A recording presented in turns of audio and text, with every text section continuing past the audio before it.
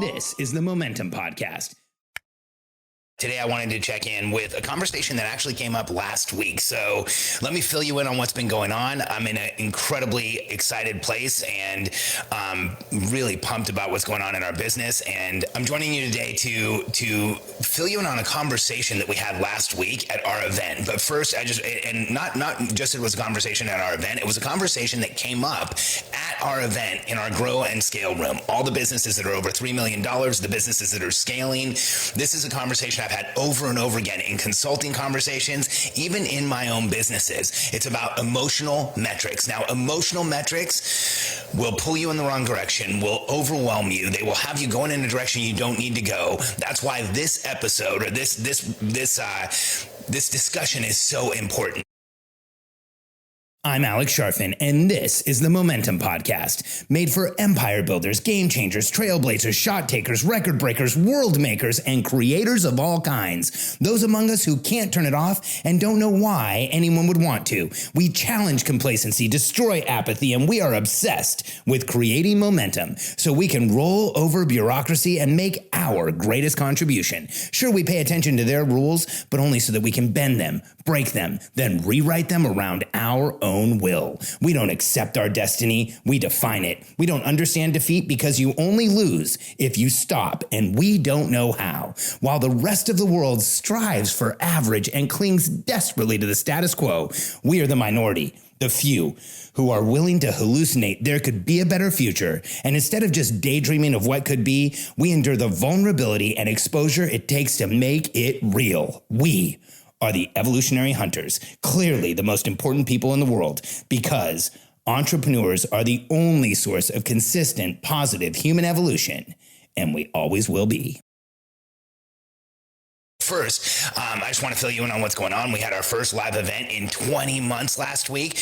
It was not as big as it normally is. We usually have over 100 people there, but this one was probably about 40 in person, another 50 online. And it was so incredible to be back in person with our members, to be back in that group energy. If you haven't been to a live event recently, or if you have been to a live event recently, you know exactly what I'm talking about. It's just incredible to be with people that are in 3 dimensions, not just on Zoom. And so last week in our highest level room, in the Grow and Scale room, we were having this conversation.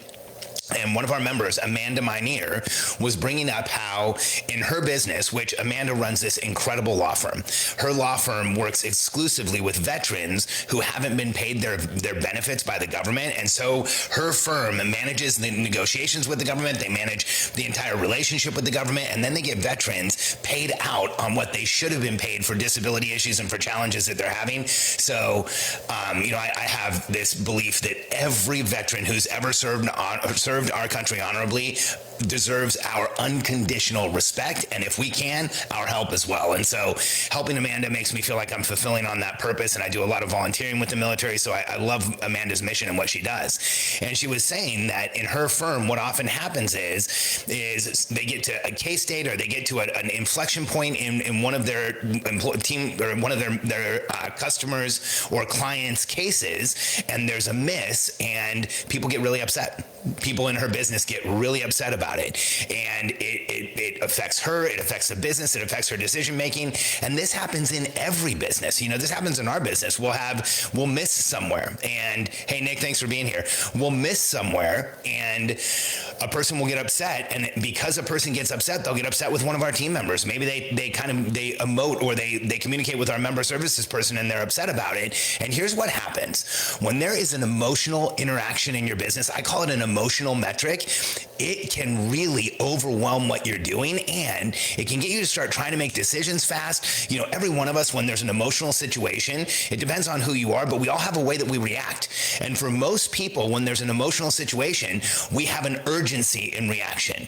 And so, this creates an emotional metric in a business, and an emotional metric in a business can throw things off. It can have you changing things you shouldn't have. It can warp perspective, which is really challenging for us as entrepreneurs, and it can make us make bad decisions. Here's exactly what I'm talking about. All right, let me share a history here. So the last product we sold, we, rather than today where we have a very high level of focus on fewer customers, when Katie and I were in real estate, we had a ton of members and lower level of focus with each one of them because we were selling a $500 product. And what would happen is every once in a while a member would call into our member services department and they would be really upset about something, and they would keep the person on the phone and they would continue telling them that we had to change something, and and whatever it was. Whenever there was a really emotional person on the phone, the member services rep would go talk to their manager, and then a lot of the times they would come to me and they would say, hey, we have this problem. And when it first started happening, a few times I would say, okay, then we need to change something. Like, let's fix it. How, and here's the question I didn't ask. It was an emotional metric. Somebody got emotional, somebody got upset, and so it rises up to management level. It might even rise up to my level. And here's the question you have to ask about emotional metrics. How many times is this actually happening? Because here's what would happen. This is where this learning came from for me, and having a ton of members with little interaction. Here's what would happen. The members who got emotional with our member services department, no matter what their problem was, it would get pushed high up. It would get management's attention. It would get my attention because it was emotional. And here's what I started doing whenever we had these emotional issues. I would ask, how many times has this happened? See, the emotional metric is the person getting upset. That pushes things up. That gets us reactive. That makes us think we need to do something. But when I would ask, how many times has this happened? Oftentimes, the person who was really upset was upset about a one-time incident. Or the person who was really upset was upset about an expectation they had, but none of our other members or customers had. And so we would slow down how many changes we make. Initially, before I started asking, what's the change, or how many times has this happened? We would just make changes. We would start making adjustments. We would start making things different when we didn't even have to. And here's what was interesting. Sometimes we'd have somebody call in with an emotional metric, tell us something was wrong. We would go change it, and then we would start getting more complaints about the change because we changed something that wasn't broken. And so when you think about your business, I want you to take just a minute now, take a deep breath. Where are you getting emotional metrics when someone's upset, when somebody has the misexpectation, when they have the wrong impression, when something happens in the business and someone within the business on your team makes a lot of noise? Maybe there's specific people on the team that are good at making a lot of noise, which, by the way, not a criticism. We want people who are willing to get attention when there's an issue. But oftentimes, if the individual makes us reactive, if the issue makes us reactive, we will react to it without verifying that it's a real problem. And so here's how you handle emotional metrics in your business. You have real metrics that back everything up. As an example, with the business that Katie and I just used to have, where our member services team would get upset about when people are emotional, the question we always asked is, how many times has this happened? And we kept a lot of metrics in our member services department. We made sure we understood what was happening with our members. We understood why they were calling in. We understood what types of issues they were having. And because we had solid metrics, when there was an emotional metric, we could take it with the perspective we should.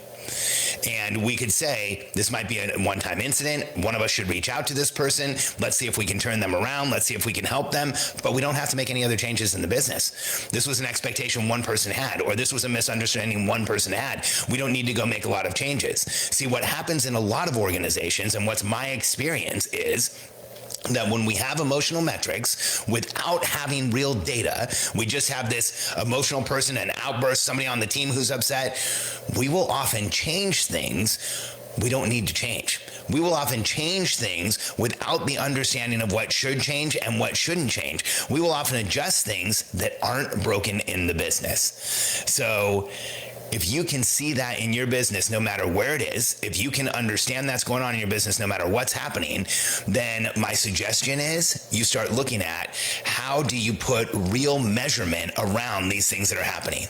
And here's what's interesting.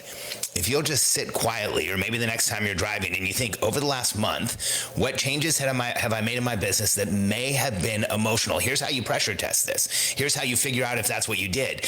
You think about it and you say, did I have real data, or was I actually making a decision because somebody else was upset? Did I have real numbers, or did I make a reactive decision because it was a reactive situation? And start asking yourself this question, and you will find find opportunities in your business where maybe you changed something you didn't need to, or maybe there was an adjustment made that needs to be adjusted back. But here's the biggest opportunity. When you ask yourself, where did I make a decision because there might have been something that was emotional? Where did I become reactive because I felt like there was a reactive situation? Here's the biggest opportunity is that is a place you need to go add real measurement, real data. So in Amanda's organization, it's like, hey, every once in a while things aren't done and somebody in the business gets really upset, or somebody in the law firm, typically an attorney is like, hey, not everything's done. They're really upset. She hears about it. It's loud. It's like heard through a megaphone rattling around in her head. And she's like, oh man, everything's falling apart. This is what's going on. And I don't think that's really what Amanda thinks, but that's where we can go. And as entrepreneurs, let's get real. Almost every one of us has the meta program of worst case scenario, right? Somebody comes in my office and they're like, this person was emotional and they were upset with us. And I'm like, oh no, everybody's going to be emotional and upset with us. Everybody's going to quit. The business is going to shut down. Let's do something right now. And so the opportunity when you've reacted to an emotional metric is to actually say, what real measurement do we need to put in place? So in talking with Amanda, it was simple. Like, how many times a month is this really happening? And out of how many opportunities where things were done, was there a single miss in a month? And by getting that perspective of, look, here's how often we're doing it right. Here are the exceptions to the rule. Does somebody get emotional around them? Yes. Is it very loud? Yes. Do we need to change anything? We probably don't. The more data, real numbers you have, you can put perspective around the emotional interactions you have, the emotional metrics that come up. And so I hope this was helpful for you. And if you want more information like this, we would love to have you check out BillionaireCode.com. BillionaireCode.com is one of the frameworks that we use in coaching. It's one of the frameworks that I use when I'm talking to any entrepreneur. It's the 9 levels that show you how to go from startup all the way to over $100 million business. It shows you exactly what you should be focused on and what you should be doing next. Go to BillionaireCode.com, and if you'd like to be at our next summit and join us to understand how to operate your business and how to create a business where you don't have to do everything and you can grow it and have the outcomes you want without feeling like you have to give your life back or give your life up, go to BillionaireCode.com, download the Billionaire Code framework, and if you're interested, you can schedule a call with a member of my team. I look forward to seeing you again soon. And again, BillionaireCode.com. Thanks for being here today.